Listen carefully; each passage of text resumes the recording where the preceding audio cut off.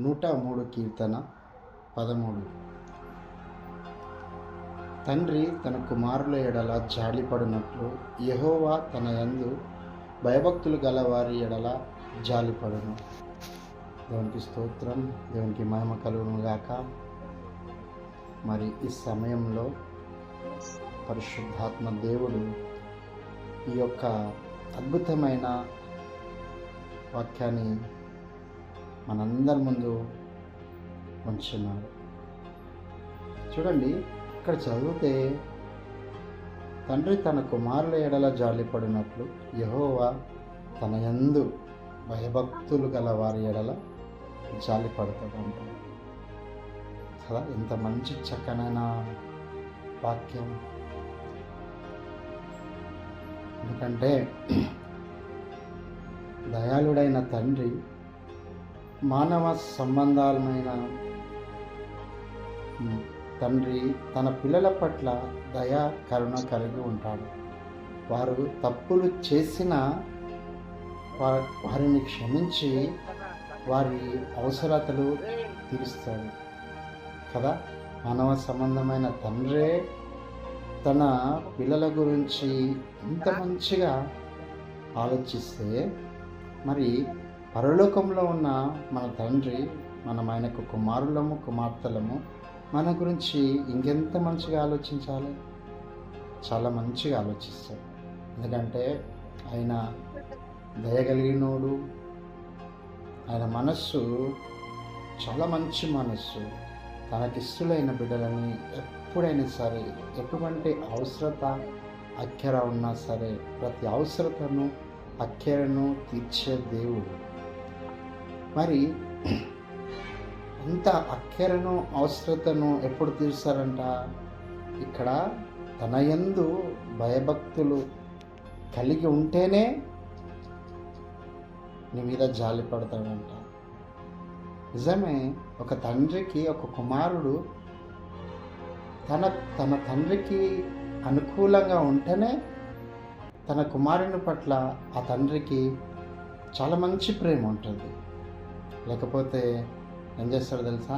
తన తండ్రి ఒక దిక్కు, కొడుకు ఒక దిక్కు వెళ్ళిపోతాడనమాట. ఎంతో ఈ లోకంలో జరుగుతున్న సందర్భాలు చూస్తూనే ఉన్నాం. ఒక తండ్రికి అంత మంచి ప్రేమ, కరుణ, దయ ఇవన్నీ ఉంటాయి అన్నమాట. ఎందుకంటే ఆ కుమారునికి ఎటువంటి పరిస్థితి వచ్చినా కన్న తండ్రి చూసుకుంటూ ఉండడు కదా. ప్రతి పరిస్థితిని వాళ్ళ యొక్క కుమారుని పట్ల తీర్చివేస్తాడు. అలాగనే తండ్రి అయిన దేవుడు తన యందు భయభక్తులు ఉన్న వారికి ఎడల జాలిపడి ప్రతి అవసరతను అక్కరను తీస్తారని సెలవిచ్చినాడు. నిజమే, ఈరోజు నిజంగానే అద్భుతమైన సంఘటన నేను మా యొక్క షాప్లో నేను చూసిన.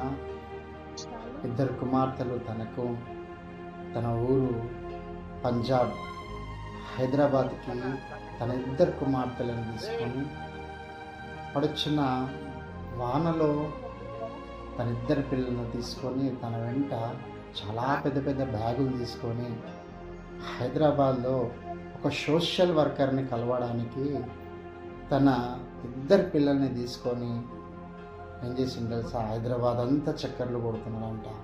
ఏ మనిషిని అయితే తను కలవడానికి వచ్చినాడో ఆ మనిషిని చూపిస్తాం ఇక్కడ ఉంటాడు అక్కడ ఉంటాడని ఆయన దగ్గర ఉన్న డబ్బులన్నీ ఖాళీ అయినట్లు ఒక 600 నుంచి 700, 800 వరకు ఆయన ఖర్చు చేసుకున్నాడంట ఆటోకి. అయితే ఆయన మరి అనుకోని రీతిగా ఆయన ఏం చేసిందంటే నా షాప్ కాడికి వచ్చి మరి ఆయన వస్తున్నప్పుడు నేనేమనుకున్నానంటే, నా షాప్ మెట్లు ఎక్కుతున్నాడు పైకి, నేనేమనుకున్నానంటే ఎవరన్నా అడుక్కునేట్టు ఆయనేమో మరి మీ దాకా వస్తున్నాడు కదా, చేతిలో ఒక బుక్ పట్టుకొని వస్తున్నాడు కదా, ఒక 5 రూపాయలు 10 రూపాయలు ఇస్తే వెళ్ళిపోతాడేమో అని ఆలోచన చేస్తున్నాను. కానీ ఆయన ఏమన్నాడంటే, అన్న మీకు ఒక విషయం అడుగుతా, నాకు పలానా వ్యక్తి ఒక సోషల్ వర్కర్ నాకు సహాయం చేస్తాడని నమ్మి నేను పొద్దున్న నుంచి తిరుగుతూనే ఉన్నా ఆయన కోసం.